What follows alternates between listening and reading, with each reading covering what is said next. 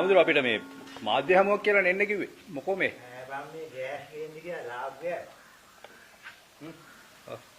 මොන මගුලද යකෝ මේ බලපියකෝ. ලාභුත් නෑ, දෙරුත් නෑ, මංගොල්ල කාර්යයක් නේ. දැන් හාමුදුරුවෝ අපිට මාධ්‍ය හමුවක් කියලා නෙන්න කිව්වේ. මාධ්‍ය හමුවක තියෙනවා ඒකක් තියන්න ඕනේ. දැන් මේ ගෑස් නෑ. ඔව්. දැන් නිල් පාට එකක් නෑ මේකත් නෑ. මේ නිල් පාට එක තිබ්බා ඒක ටිකක් තියෙනවා. මේ ලාභ නෑ නේ. දැන් මිනිස්සුන්ට ලාභ වෙලා තියෙන්නේ. ඉනහ විවි. ඒ කියන්නේ අර වැඩි කරපු හින්දාද නැත්තේ? ඉනහ කකා වෙනද තියෙන කටේ උනේ. ඕම් ගෑස් නෑ. ඔන්න මොනවා කරන්නද? ඈ දැන් ඉතින් මාර ප්‍රශ්නයක් රැඳෙන ජනතාවට. කාලා වරියකෝ. මුංගේ ගෑස් ලාභ වෙලා ලාභ ගෑස් මුටේ ළඟින්.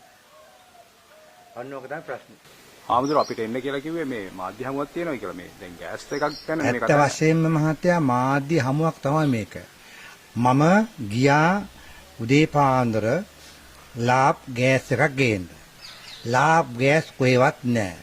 මේ ලාබ් ගෑස් මාෆියාව සම්බන්ධව රාජ්‍ය විධිමත් විදිහට පරීක්ෂණ කර යුතුයි. මොකද පසුගිය කාල සීමාව තුළ ලාබ් ගෑස් ඇත්තේම නැහැ. එතකොට මොකද කරන්නේ මේ ගෑස් එක දැන් එකපාරම ලිට්‍රෝ ගෑස් එකට වඩා ලාබ් ගෑස් එක ගණන් ගියා. මේ ගණන් යනකොට ජනතාවට මේක බදු බරක්නේ පටවන්නේ.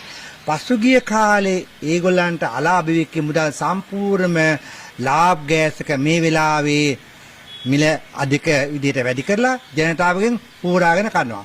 කොහොමේ පාරිභෝගික ඇමතියා? පාරිභෝගික ඇමතියා කොහෙද ඉන්නේ?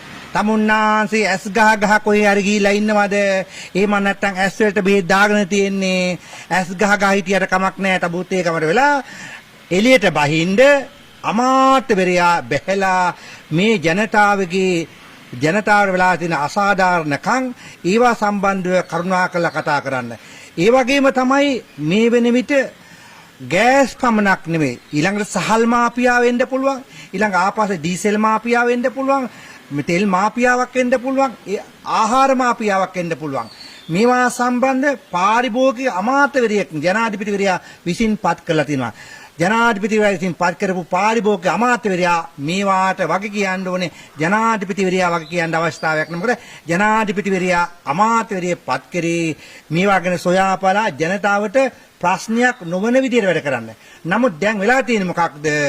ලාබ් ගෑස් ගණන්, සහලුත් ගණන්, ඒ වගේම හිටින්දා ලුණු, අල, පරිප්පු, සීනි, තේකොළ, කිරිපිටි අත්‍යවශ්‍ය භාණ්ඩ ඔක්කොම ටික මුන් ටික අලුත් අවුරුදු කණ්ඩ දෙන්නේ. අලුත් අවුරුදු කණ්ඩ දෙන්නේ.